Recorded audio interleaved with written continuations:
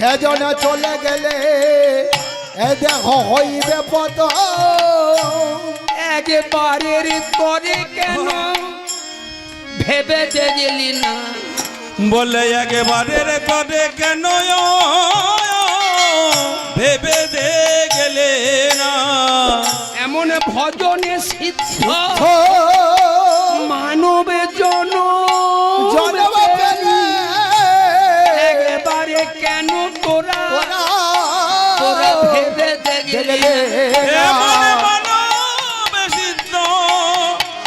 জনমে পেলি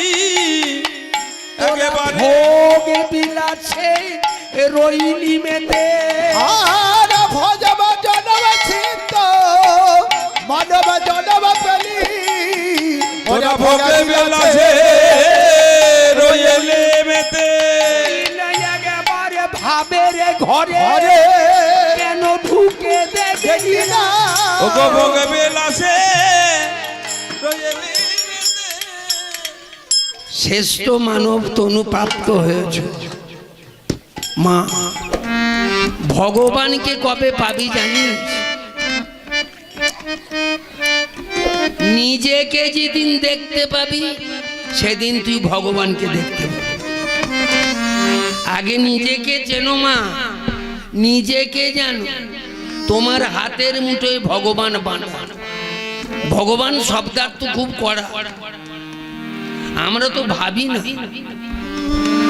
আমাদের সাধন ভজন যেদিন থেকে স্কুলে প্রবেশ করেছি সেই দিন থেকে সাধনার ওই প্রসেস এখন সব কি জানেন ধারাবাহিক লেখাপড়া সেই যে আমাদের বাংলাটা যে পার্টি চালাবে তাদের মতো সব বই ছাপাচ্ছে মানুষের হিতার্থে জীবের হিতার্থে দশের হিতার্থে যেগুলো প্রয়োজন সেগুলো সব ঢাকা পড়ে যাচ্ছে চাপা ফেলে দিচ্ছে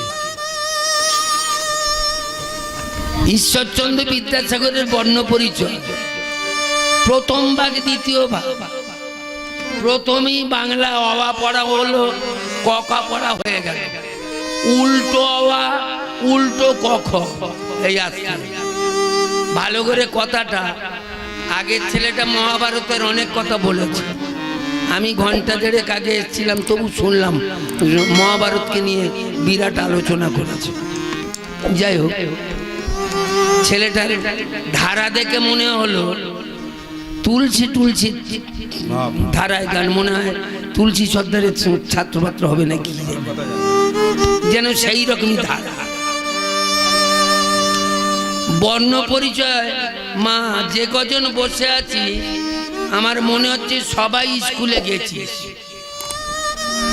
বর্ণ পরিচয়ের প্রথম ভাগের প্রথম বাক্য কি জানি অবা কক পড়ার পর এবার অকার একার যোগ হবে অকার আকার ইকার ই দীর্ঘ ইকার উকার দীর্ঘ উকার একার ওইকার ওকার এই যে যোগ হয় আমি আমার একটা ছাত্রকে বলেছিলাম ছাত্রর এই সৌরনো ছাত্র গেয়ে গেল ও আছে রিয়া ছেলে হচ্ছে শ্যামল সর্দার বলি শ্যামল তুমি গ্র্যাজুয়েট ছেলে একটা কথার উত্তর দাও তো এই যে ক মুখস্থ করার পর অকার ইকার আকার ওকার ঔকার একার রিকার এইসব যোগ হয় বড় দেখি শ্যামল কার অকার আকার কার তোমার না আমার না তোমার বাবা যে কার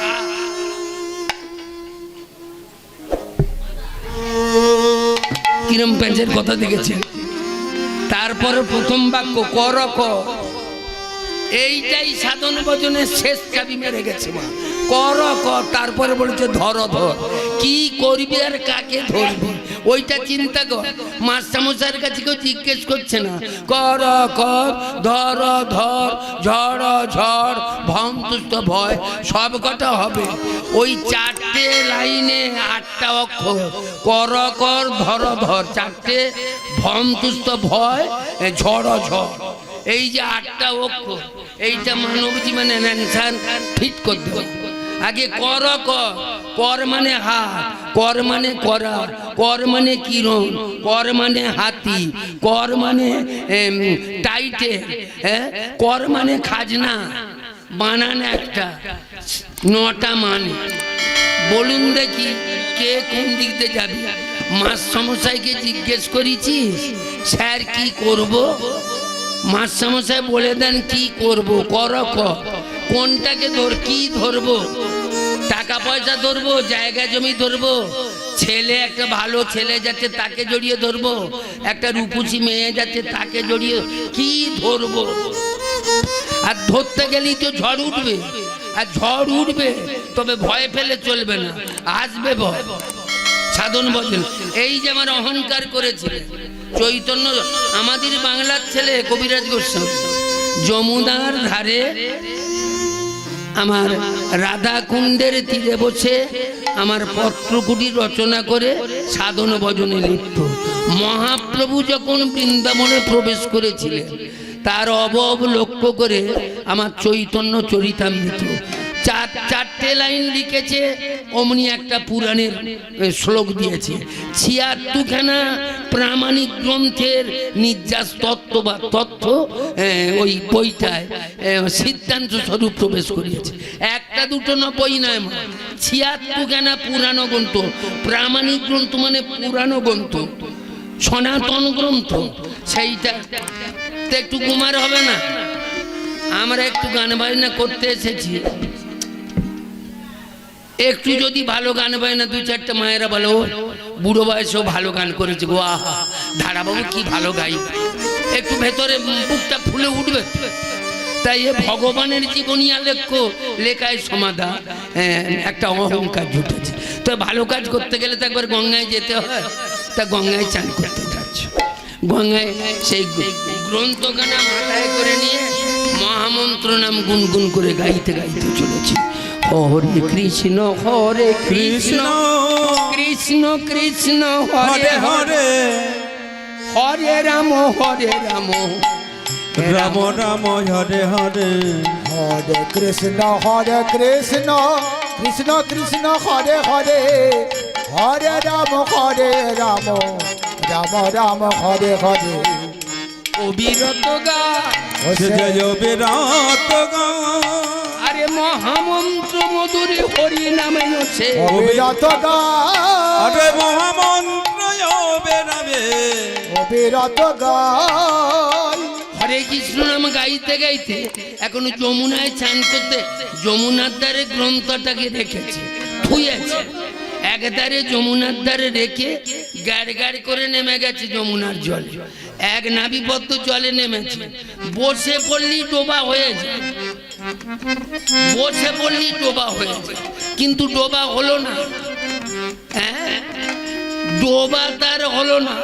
ভাবছ বসে চলবে কিসে, তুমি ভাববার কে?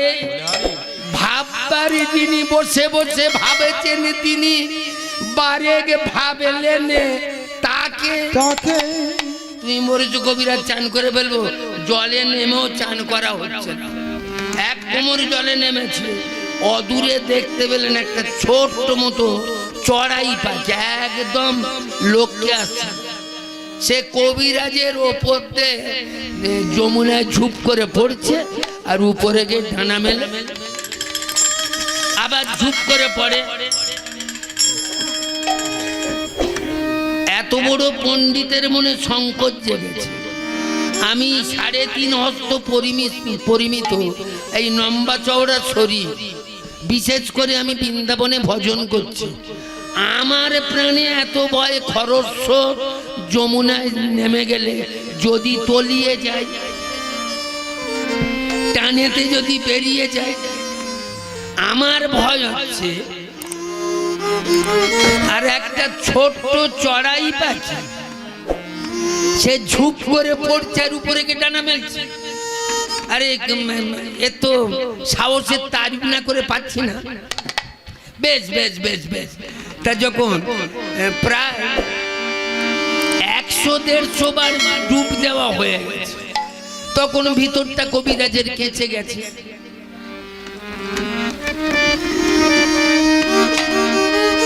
হরে কৃষ্ণ।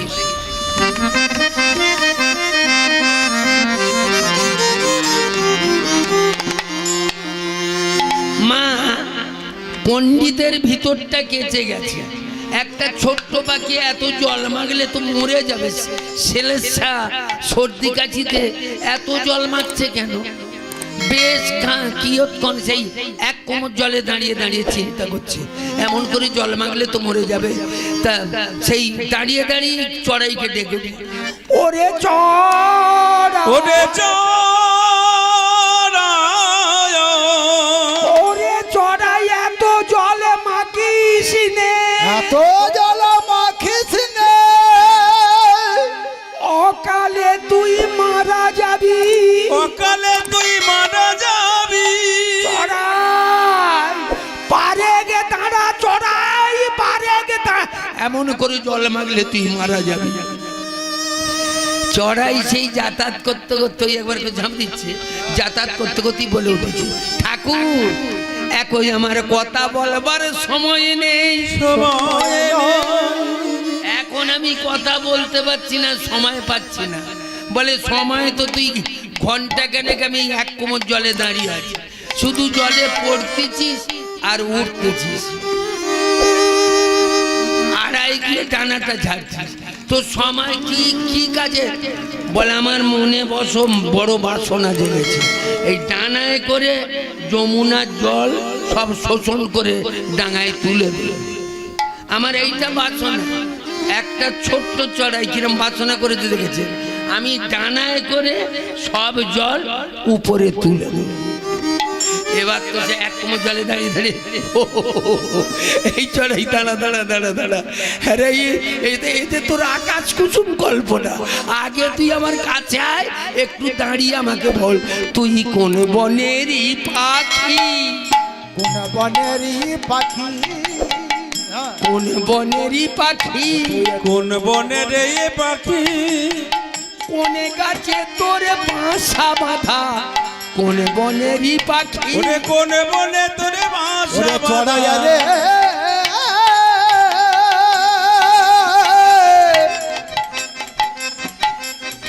ওরে চড়াই রে,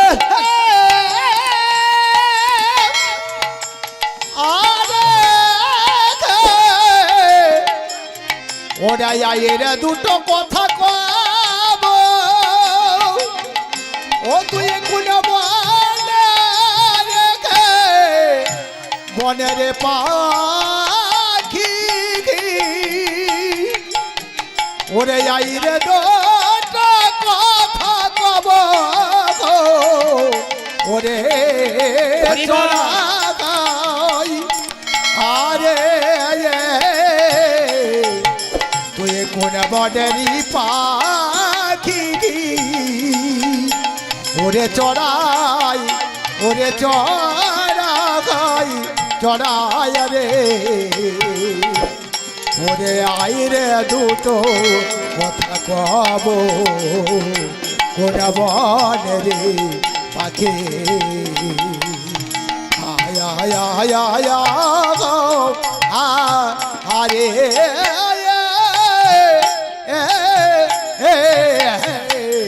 কোন বনেরই পাখি, কোন বনে রে পাখি, কোনে গাছে তোর বাসা বাঁধা, কোন বনের পাখি, কোন মাছে তোর বাছা চড়াই, কোন বনেরই পাখি, কাছে আয় দুটো কব কথা রে, কাছে আয় কইব কথা রে। আচ্ছা জড়া দাগ দাগ ছেড়ে দাও বাবা, ছেড়ে দাও, ছেড়ে দাও, আস্তে আস্তে ছেড়ে দাও, যাও যাও।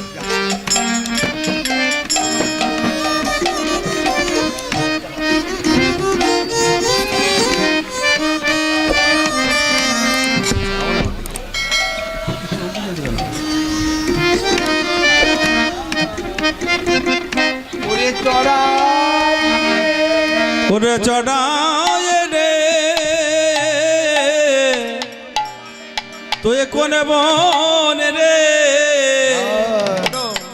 কোন বনে রে পাখি রে,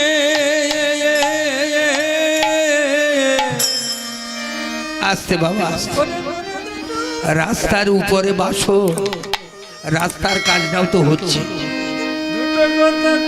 একটু রাস্তা করে বের করে দাও, ঝগড়া করে দাও। এখনো চড়াই ওই কথা বলে, তখন চড়াই দাঁড়িয়ে গেছে। পণ্ডিত ওগো, কোন মনের কথা বললে তুমি শান্তি পাবে?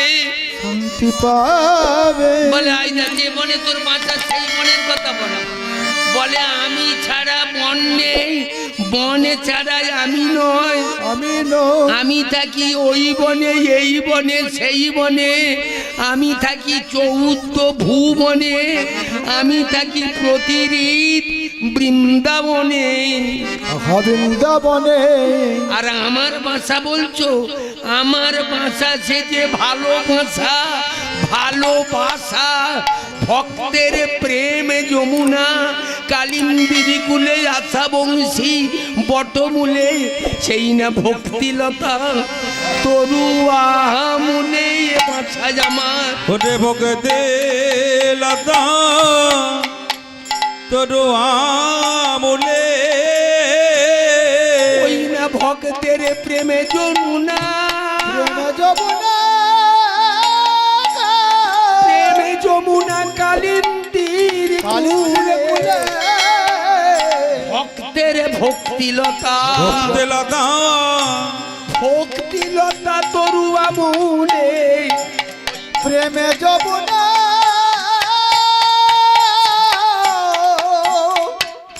কালিন্দির কুলে। এ তো সবাই জানা, সবাই জানার কথা নয় রে। থাকি প্রেমে যমুনা কালিন্দির কুলে। এ তো সবার জানা কথা নয় রে। প্রেম যমুনা কালিন্দির কুলে, জানে তারা, জানে আরে প্রেমে যমুনা কালিন্দির কুলে, সে যারা আরে প্রেমে যমুনা কালিন্দির কুলে, জানা রে, আরে প্রেম যমুনা কালিন্দির কুলে। সবাই জানা একেবারে রাধে রাধে রাধে রাধে রাধে সবাই জানার কথা নয় রে, সবাই জানার কথা নাই রে। আমি থাকি ভালোবাসায়, ভালোবাসায়। বলে যাক তুই যেখানে থাকিস থাক, আমার একটা সংকোচ হচ্ছে কি জানিস চড়া, এই যে বিরাট সমুদ্র, তার অগাধ জলরাশি, তুই ডানায় করে সব শুকনো করে ফেলবি, এই যেন তোর ভয়। বলে ঠাকুর এ তো সামান্য জল। গত কয়েকটা দিন আগে এই গঙ্গা নদীকে 3 কুণ্ডুসে একটা মণি ঠাকুর সব শেষ করে দিয়েছিল, জম্বুমণি। এ তো ইচ্ছা করলে জল শোষণ করা যায়, মানুষ যদি ইচ্ছা করে আকাশের তারা গুনে শেষ করতে পারে, মানুষ যদি ইচ্ছা করে, ইচ্ছা যদি করে পৃথিবীর ধূলিকণা গুনে শেষ করতে পারে। যেটা পারা যায় না সেইটা যদি কেউ করতে যায়, সেটা যেন অবান্তর ব্যাপার নয়। বলে কি ব্যাপার? বলে গৌর গোবিন্দের লীলা কথা কেউ যদি বর্ণনা শেষ করতে পারে, আর আমি সামান্য করতে পারবো না।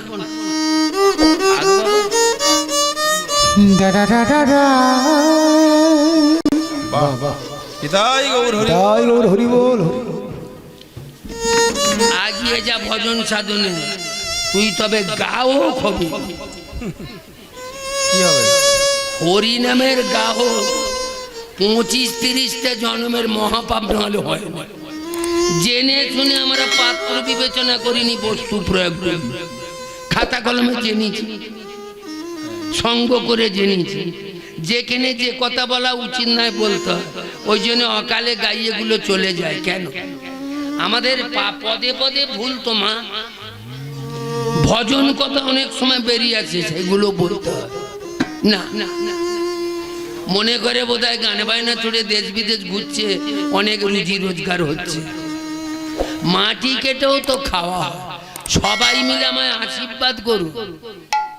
অনেক দিন গান বাজনা করছি, প্রায় 60 বছর।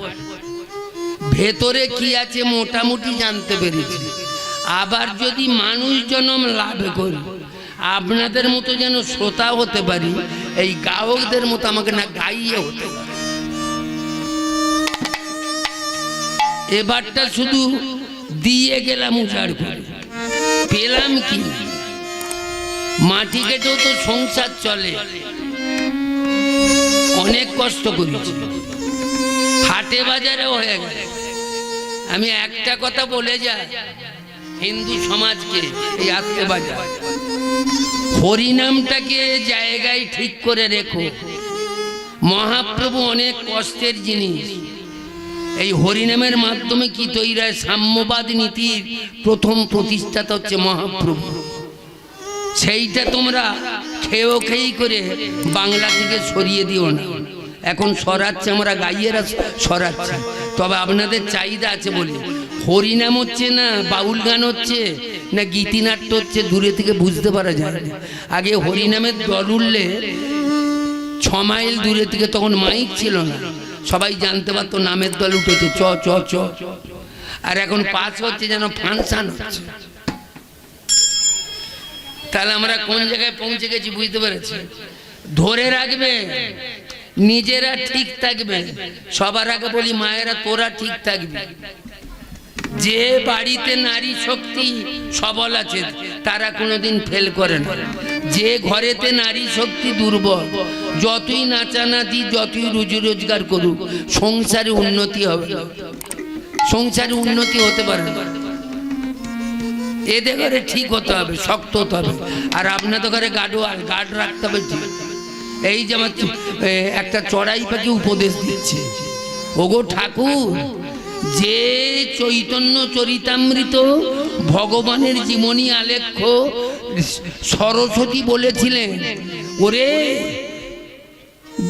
যদি সুমেরু পর্বতখানা হাতের কলম হতো, মহাসমুদ্র যদি কালির দোয়াত হতো, গোটা পৃথিবীটা যদি কাগজ হতো, আমি যদি নিজে লেখিকার আসনে বসতাম, হর সেই বল, এই 4টে অক্ষরের সিদ্ধান্ত আমি লেখনীতে সোচ করতে পারতাম না।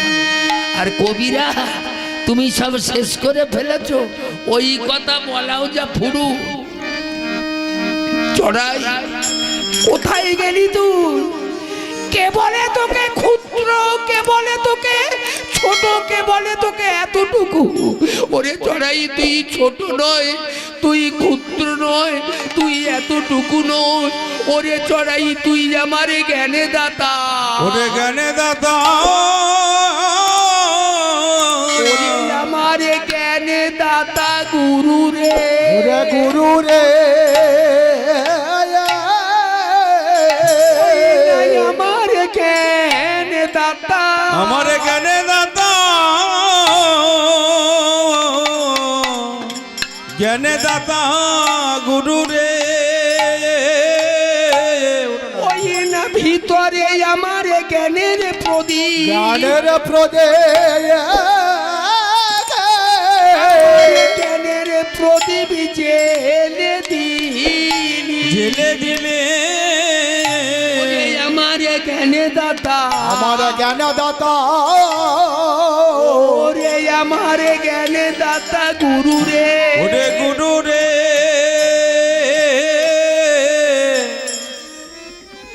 ওরে চড়াই জীবনে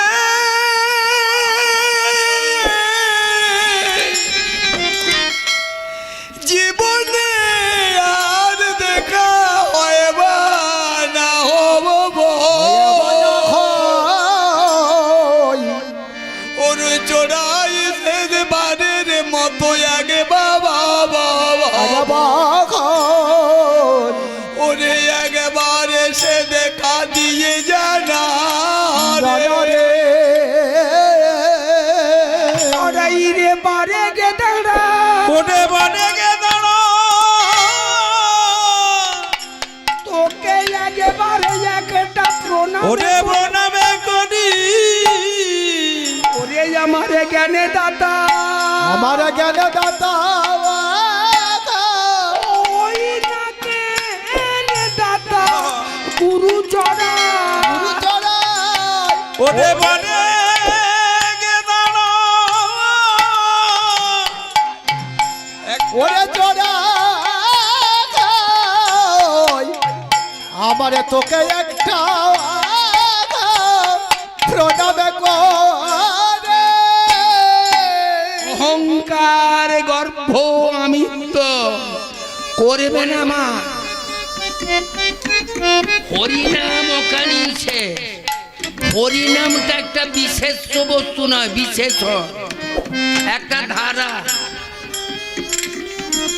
এই ধারায় নেমে কৃষ্ণ নাম করো এই কবিরাজ গোস্বামী চড়াইয়ের কাছে ধাক্কা পেয়ে চরিতামৃত লিখে শান্তি হয় না একে ছেঁকে একটা বই রচনা করেছিলেন যেমন ব্যাসদেব 18টা পুরাণ লিখে শান্তি পায় না শেষকালে ভাগবত আবার রচনা করলেন শান্তি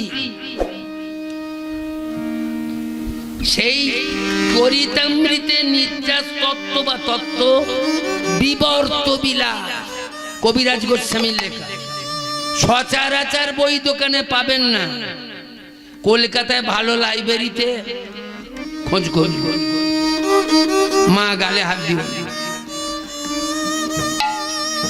ভালো লাইব্রেরি থেকে খোঁজ করুন চটি বই আমার ব্যাগে বইটা পড়ে আছে ওই বইটাই লিখেছে এই হরিনাম বস্তুটা কি এই যে সকল মাধুর্যের মধু টুকু শুধু প্রেমেরও তারণ সার বিশেষবিহীন শুধু বিশেষণ সবার কাছে নয় বলিবার চাঁদ নাই শুধু উঠেছে জোছনা জল নেই নদীতে শুধু ঢেউ কোকিলি নাই গাছে শুধু কুতান রসের রসিক বোঝে না বোঝে কেউ নাইকো মল্লিকা নাইকো মাধবী আছে সেটা শুধু মধু নাইকো যুবক নাইকো যুবতী আছে প্রেম প্রীতি ভালোবাসা শুধু